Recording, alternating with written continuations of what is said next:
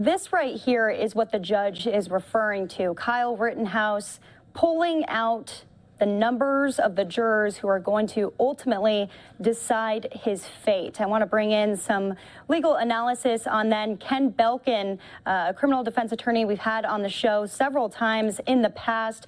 Ken, thanks so much for being here on the show. What do you think about all of this? Well, thanks for having me, Daytona. First off, it's very interesting way he does it with the little thing where he puts it in, cranks the wheel, and Mr. Rittenhouse picks it at random. So that was very unique. I've never seen it done that way. Usually in at least the state of New York, where I've tried cases, the alternates are known from the beginning. And they're known that they're going to be alternates, but they have to pay attention because they know things happen. And jurors might not be able to fulfill the obligation that they swore an oath to fulfill. People get sick, people have deaths in the family, whatever the case may be, and that those alternates need to be paying attention as if they were jurors. Right, and he was addressing those alternates at the very end of the day today, saying be ready, be on standby, because anything could change in this case at the snap of a moment. Anything else from today that came to you as a surprise? It is now 5 o'clock here in Phoenix, Arizona, 6 o'clock on the Central Coast, and things are closing off for the night. It seemed like everyone was pretty tired. Is this pretty standard of a timeline for a case such as this? Yeah, look, there's 5 charges to consider. This is a very hotly contested case, a lot of factual issues. Each one of those shots presents a factual issue that needs to be deliberated on, and as to whether, the state has proven that that shot was not the result of self-defense. So, it's a complicated situation. And I think the one thing that did surprise me is that I don't believe that it happened, but in a lot of cases, you'll get a note from the jury to the judge asking them for clarification on some of the law that they were charged with earlier, or just, a routine question, maybe for coffee and donuts. And it doesn't seem that we've had any notes come out of this jury room yet. And the judge right here, Judge Schrader, he has really become a public name in so many households as he's very passionate. He was playing Jeopardy, I believe, with some of the jury members. Is his actions, is that traditional for a judge to be doing alongside with these jury members? I know there's a very vocal minority on Twitter that wants to see this judge hung, but I do really think he is doing the best job he could be doing. And let's be clear about what a judge's job in a trial is. A judge's job in a criminal trial, a jury trial anyway, is to ensure that the rules are followed, the rules of evidence are followed, so that there's a fair and impartial proceeding. That's his job, to make sure it's a fair and impartial proceeding for Mr. Rittenhouse. And I think he's done a good job of admonishing the prosecution when they've gone too far. And his other job is to, be congenial with the jury. He understands no one really wants to be there, or no one sane wants to be there. And the reality is it's hard work, listening and paying attention for 8 hours a day to a trial. It's not easy. Yeah. What is the day going to look like for the jury tomorrow? Well, I would be shocked if we didn't get at least one note before lunchtime asking to be instructed on the law of self-defense in the state of Wisconsin, maybe asking for what the legal definition of provocation is, since it seems that the prosecution really honed in on provocation in their closing argument, trying to say that, Rittenhouse is not privileged to use self-defense as defense if he provoked the incident in question. And I want to talk about some of these charges because some have been dropped, and then there's 5 others that are against him right now. What do people need to know about what Kyle Rittenhouse is facing, because he is facing life in prison? Yes, he is facing life in prison if he's convicted of the top count. The charge that was dropped was a misdemeanor gun charge, which really could have played into the endangering of public safety, because if he was found guilty of carrying around a gun, the next question is his carrying around a gun during, a riotous protest or whatever you want to call it, certainly a confusing night at the very least. is his, just by carrying a gun around, is that endangering public safety? So now we don't have to deal with that gun charge. And I thought, quite frankly, the gun charge was the most likely charge for him to be convicted on as the trial played out. Right. Heading back into some of that news on the jury is appearing to be overwhelmingly white. Prospective jurors were actually not asked to identify their race during the selection process. What does that typically look like during the selection process? Do they have to come forward and identify their race? There's something that's known as a Batson challenge when you're selecting a jury. And it's based on a Supreme Court case called Batson, where we get the names for all of our rules.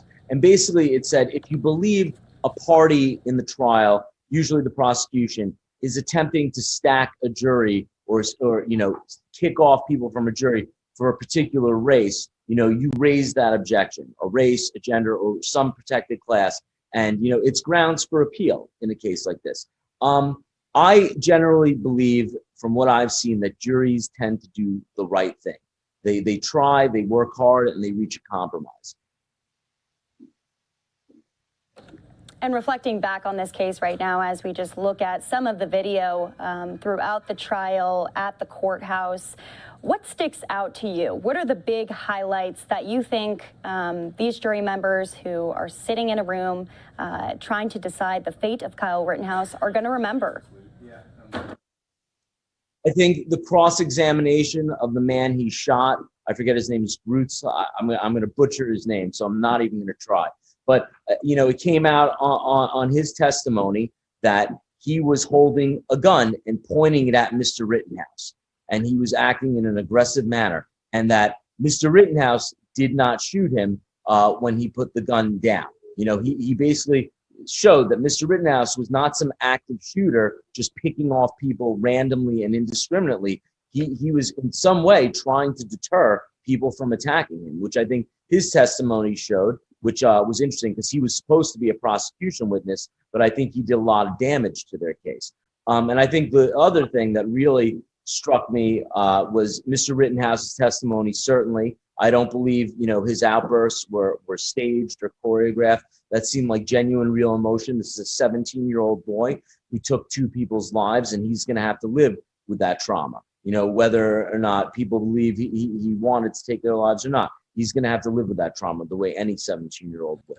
And I think the most staggering thing for me was during the closing when the assistant district attorney took the gun and started pointing it around the courtroom.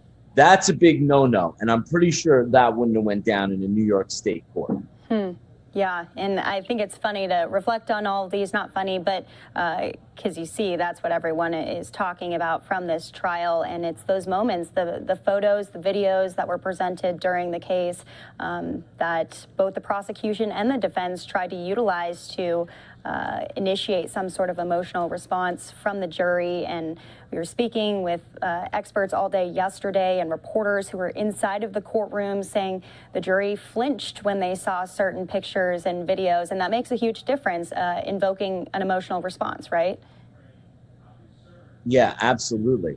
Those videos, especially, just showing the chaos and the carnage that had visited the streets of Kenosha that summer evening. I mean, it really looked like a scene you could imagine in Afghanistan or something. It was really striking to see that in an American city. Yeah, no doubt. Predictions going into tomorrow. I know you don't have a crystal ball, but what are your expectations? Well, I think tomorrow, I wouldn't be surprised if we see a verdict in the afternoon. I think if we don't see a verdict in the afternoon, we might start seeing some notes.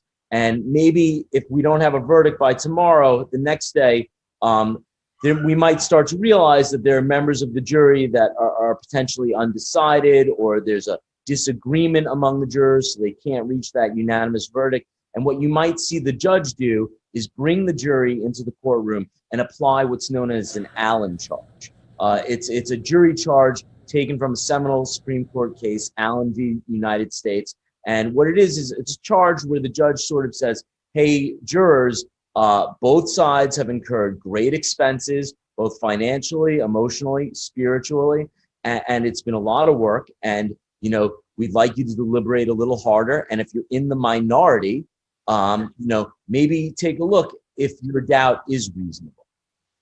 So you brought up something important that everyone needs to know. This has to be a unanimous decision. Yeah. And the reality is the state has a very high burden here.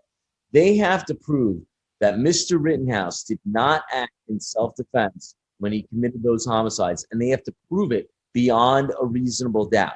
That is a very high standard. Remember, you may not like Mr. Rittenhouse. You may think he was a real bonehead for trekking to Kenosha with an AR-15, but that doesn't matter because the burden of proof is on the district attorney's office. They've got to prove this case, and they've got to prove it beyond a reasonable doubt. If there's a reasonable doubt, Mr. Rittenhouse has to be acquitted. All right, Ken Belkin, thank you so much for being with us here on the show. And tomorrow, hopefully, will be the big day. We'll be able to get some decisions, some official conclusions to this case that really has been a roller coaster from beginning to end. Absolutely. Thanks for having me, Daytona. Thank you so much.